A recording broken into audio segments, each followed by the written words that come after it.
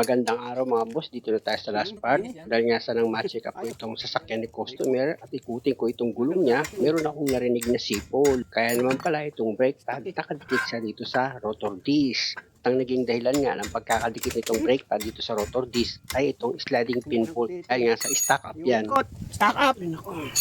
Isa naman dali ko sa masishop ito mga boss, pagtsagaan ko na lang yan gamit ako ng sisil, itulak ko palabas itong sliding pin bolt niya, baka sakali makuha ko yan sa tsaga. Kasi pag dinala ko ito sa machine shop, pagbabagahin nila yan na pwedeng itong sliding pin bolt ma-damage o kaya naman lumuwag siya dito sa loob ng brake caliper holder. Kaya pag nangyari yun mga boss, magkakaroon na ito ng ingay na pwedeng hindi na siya mawala. Kaya ang pinaka-the best dito mga boss para sa akin, pagtyagaan ko na lang ito tanggalin gamit nga itong sinsel. Hindi naman siguro abutin ako dyan ng isang buwan. Gilan ko muna ito sa pagsinsil mga boss. Gamit muna ako ng penetrating oil. Sprayan ko itong sliding pin bolt niya. Tapos gamit ako ng long nose mga boss. Iangat ko itong rubber boot para dito sa loob ng sliding pin bolt. Subukan kong siksikan yan ng penetrating oil. Ayan o. Kung makikita nyo, may needle akong ginamit. Ipinasok ko dito sa loob. Tsaka ako ngayon in-sprayan. Kasi nga, kahit sinsilin ko ng sinsilin, halos ayaw gumalaw nitong sliding pin bolt niya. Baka sakali makuha ko dito sa pag-spray ko ng penetrating oil. Lumuwag yan kahit papaano. Yan mga boss, kung makikita nyo, na-sprayan ko na. Gamit ulit ako ng sinsel para maitulak ko palabas itong sliding pin bolt dito sa loob ng brake caliper holder niya. Siya nga pala mga bossing, pag nangyari sa inyo yung ganito at nag-stack up din yung sliding pin bolt nyo, hanggat maaari yung gagamitin yung sinsel, yung wala siyang talim. Kaya nga nitong gamit ko. Kasi pag mayroong talim yan, pwedeng madamage naman itong sliding pin bolt mo. Makikita nyo, kahit walang talim itong sinsel ko, chinecheck ko pa rin itong sliding pin bolt. Baka mamaya na-damage na, pero okay naman siya. Kaya gamitan ko yan ng box wrench sa number 17 para mapaikot ko nga itong sliding pin bolt. Kung makikita nyo, di ba? Ayan o, umiikot na siya. Ibig sabihin, nagkakaroon na ng pag-asa na matanggal ko nga itong sliding pin bolt na sana naman sa ganitong pamamaraan lang, mabunot na itong sliding pin bolt niya. Nang sa ganon, hindi na mapagastos pa si customer. Alam niyo mga boss, sa pagtanggal ko nitong sliding pin bolt na stack up, matagal-tagal din yan. Kaya lang naka-fast forward na itong video. Pinapakita ko sa inyo yung pagtanggal ng sliding pin bolt dito sa brake caliper holder para kung sakali mangyari sa sasakyan nyo yung ganitong pagkaka-stack up ng sliding pin bolt, mapagtyagaan nyo rin. Dahil nga sa paggawa naman talaga ng sasakyan, di mo talaga maiiwasan na may mga darating na ganitong klaseng problema. Pero dumiskarte ka lang, kaya yan. Katulad dito mga boss, di ba nakita nyo, napaikot ko na ng box wrench ko na number 17 itong sliding pin bolt. Kaya gumamit na ako dyan ng impact wrench ko. Ayan, no? Kita nyo, umiikot na siya. Medyo pigil pa nga yung pag-ikot nitong sliding pin bolt. Pero pasasaan ba't luluwag din yan?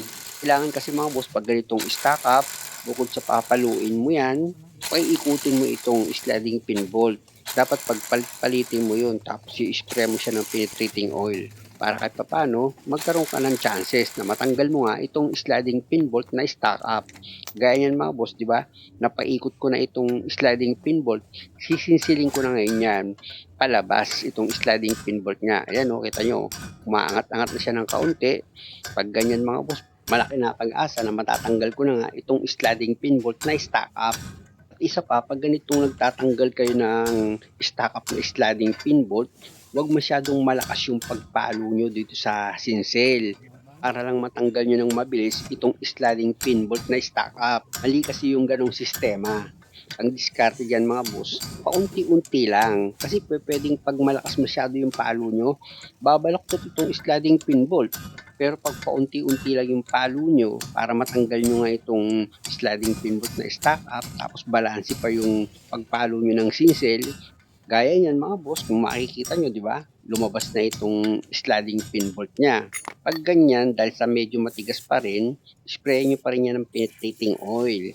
Tapos, gamitan nyo ulit yan ng impact wrench nyo kung meron kayo para mapaikot nyo nga itong sliding pin bolt. Pero kung wala naman, pwede naman kayo gumamit ng box wrench nyo na number 17 para paikutin nga itong sliding pin bolt at matanggal siya sa pagkaka-stack up. Kaya lang medyo matagal yun. Dito mga boss, napadali ako ng trabaho nung ginamitan ko siya nitong impact wrench ko Ngayon, lumuwag na siya, di ba? Dahil nga sa sumasama na itong sliding pin bolt niya sa stock up, tingnan nyo nung sininsil ko, saglit ko na lang natanggal yan. O, di ba? Tanggal na itong sliding pin bolt na stock up. Dahil nga sa natanggal nyo na itong sliding pin bolt, ang gagawin nyo ngayon dyan, linisan nyo. Siyempre, ayan o, nisprayan ko siya ng penetrating oil para nga yung kalawang na kumapit dito sa dalawang sliding pin bolt matanggal. Hindi ko na nilihay itong sliding pin bolt. Pwede kasing numipis yan na pag nilagay mo naman dito sa loob ng brake caliper holder mo, magkakaroon siya ng ingay. Ayan nga mga boss, kung makikita nyo, di ba? Itong sliding pin bolt, ipinasok ko dito sa loob ng brake caliper holder niya. Tsaka ako ngayon nilabas-pasok itong sliding pin bolt niya. Sa ganyang pamamaraan mga boss, malilinis din itong sliding pin bolt mo. Kaya yung kumapit na kalawang dyan, matatanggal. Tapos ulitin mo ulit yung paggawa mo. Spray mo ulit ng penetrating oil itong loob ng brake caliper holder. Tsaka mo ngayon ipasok ulit itong sliding pin bolt. Ilabas-pasok mo ulit yan mga boss. Para pag maramdaman mo na talagang malambot na siya, o pwede na mga boss, pahiram mo na ng grasa itong sliding pin bolt. Tsaka mo ngayon ipasok ulit itong sliding pin bolt mo dito sa brake caliper holder. Ilabas-masok mo ulit yan.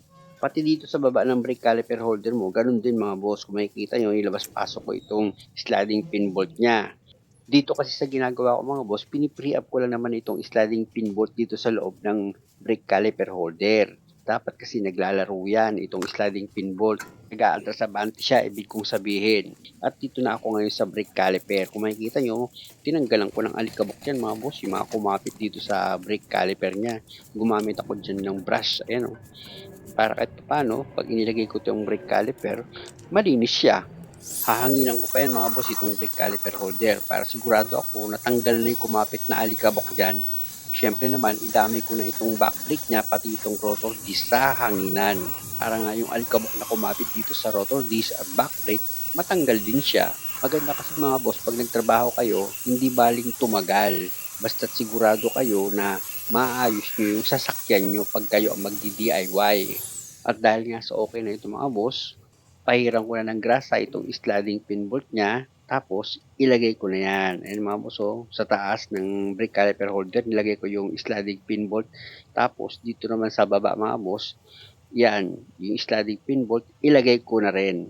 After ko nga may ilagay itong dalawang sliding pin bolt, kung makikita nyo, nilaro-laro ko pa ulit yan. No? Tingnan nyo, ang luwag na niya.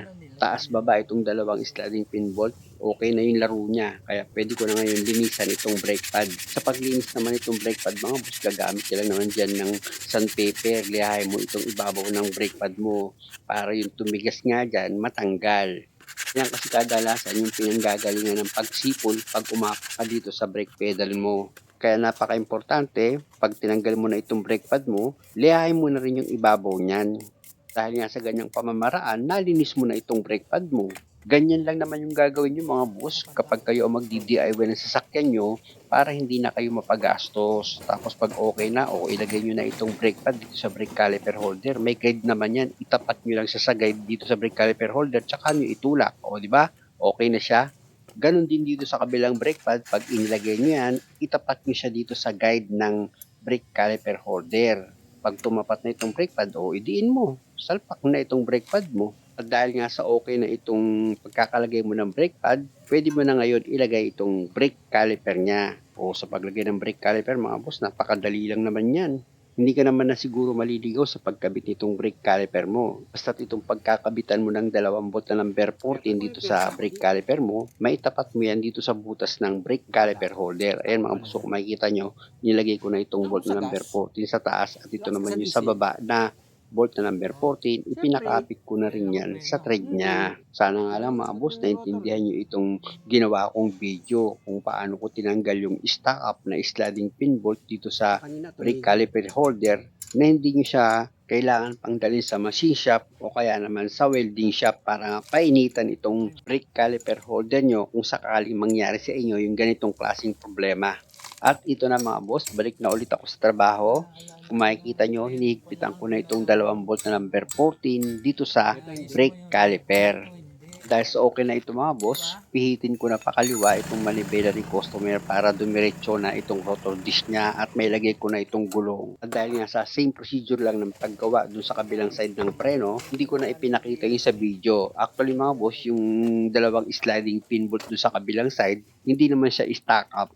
Kaya nililis ko lang din yung brake pad niya.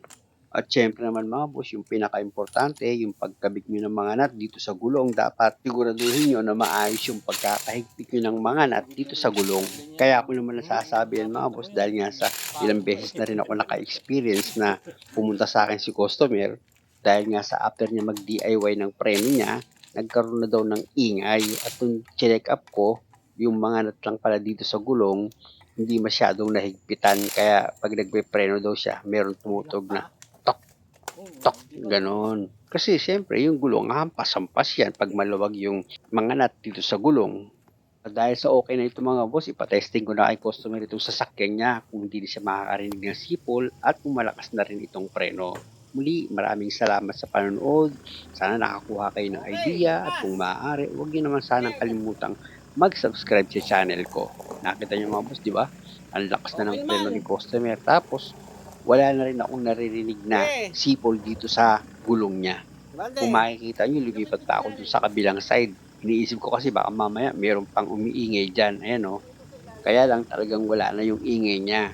At yung preno naman, pag inapakan ni customer yung brake pedal niya, malakas na rin. Kaya kayo mga boss, kung ganitong klase yung sasakyan nyo, kayo na yung gumawa. Napakadali lang naman. At least nakakasigurado pa kayo na yung pagkakagastusan nyo sa pagpapagawa nga ng sasakyan, tama. Bukod kasi sa hindi na kayo may isahan, lalawak pa yung talent nyo sa paggawa nga ng sasakyan. Kaya lang, syempre naman, gaya ng mga sinasabi ko, sasamahan nyo talaga yan ng maraming pagtsatsaga at pagtitiis para hindi kayo mabagot at matuto kayong gumawa or mag-DIY ng sasakyan nyo. Ganon din sa nakakakuha ng idea. Syempre, kapag nagpagawa ka, hindi ka na rin basta-basta maloloko. Hanggang dito na lang mga boss at sana sa mga nagdi-DIY dyan, samahan kayo ng Diyos. Maraming salamat!